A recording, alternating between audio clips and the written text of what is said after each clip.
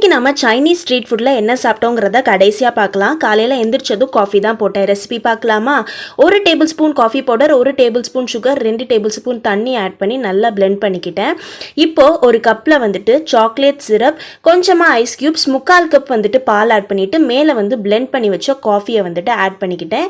மேலே கார்னிஷிங்காக நான் வந்துட்டு சாக்லேட் சிரப் ஆட் பண்ணி உங்களுக்கு என்ன வேணுமோ ஆட் பண்ணிக்கோங்க. அவ்வளோதான், யம்மியாக ரெடி ஆகிடும்.